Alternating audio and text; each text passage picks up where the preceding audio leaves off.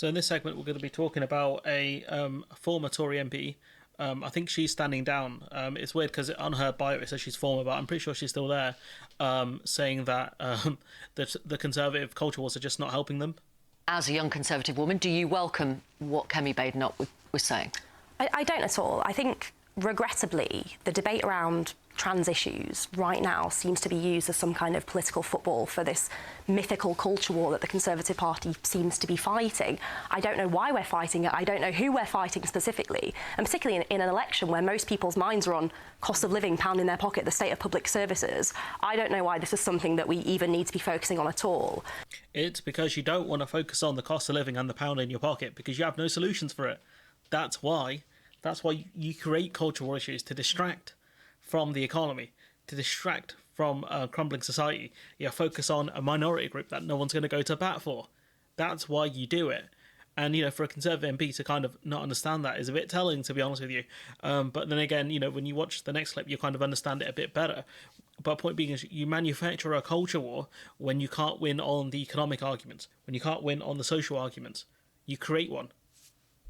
And when I think about, what I consider to be the proudest achievements of the Conservatives being in office since 2010, same-sex marriage, I think, for me, was a real turning point. It's a thing that really cemented my place in the Conservative Party, because it showed where a party of tolerance, a much more modern party, and a party that isn't afraid to do something that might frustrate its own base sometimes, but because it's the right thing to do. And it feels to me like the rhetoric around not just trans issues, but LGBT issues more broadly is so toxic. There's so much heat in the debate, and I think it's... I wonder who toxified it. It's because you guys are desperately clinging onto your base, and that's it. You got nothing else. Once, get Brexit done was finished, what were you meant to move on to? You had nothing. You had nothing to move your base onto. And that's one of the problems. That's one of the problems that they have here. And I'm surprised she doesn't get it, to be honest with you. This carrying on. And he said, and I heard the Tories on the radio this morning saying, we know what a woman is. Yeah. And this person was disappointed. This is a thing Badenoch absolutely crumbled over.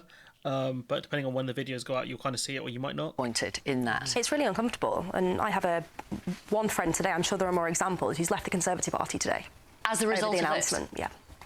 And I think, we have to think about our longer-term future as a party, and I'm so concerned.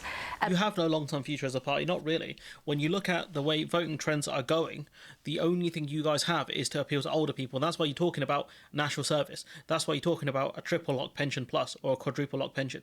The Conservative Party, all it has is Gen Xers and boomers. That's it.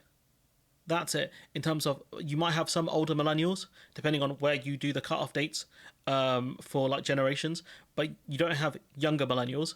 You don't have Zoomers.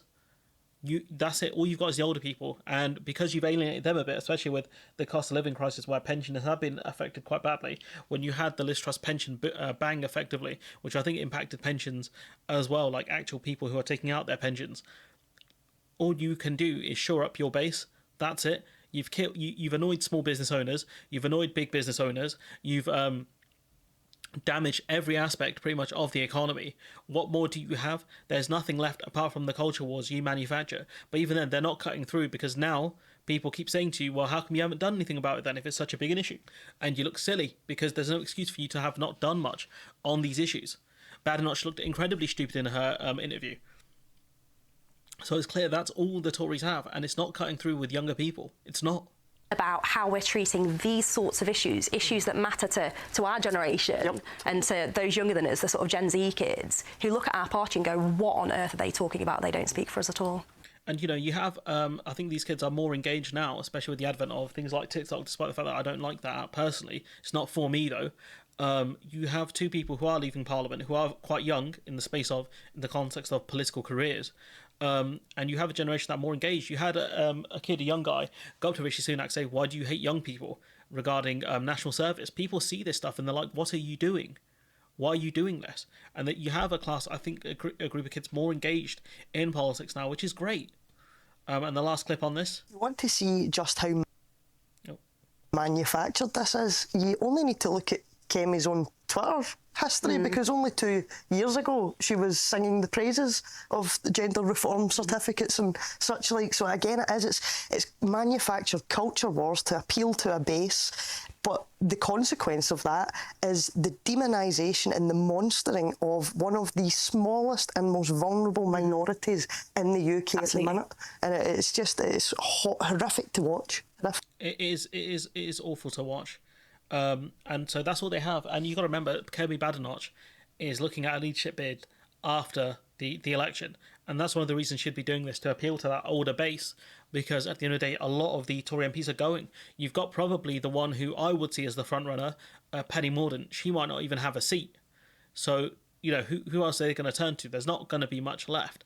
And so most likely she's going to win the leadership contest of a very, very weakened, a very talent-ridden Conservative Party, a party that doesn't have a lot of talent as is going to have even less, and she's going to be, I guess, it's going to be in the land of the blind. The one-eyed woman is queen.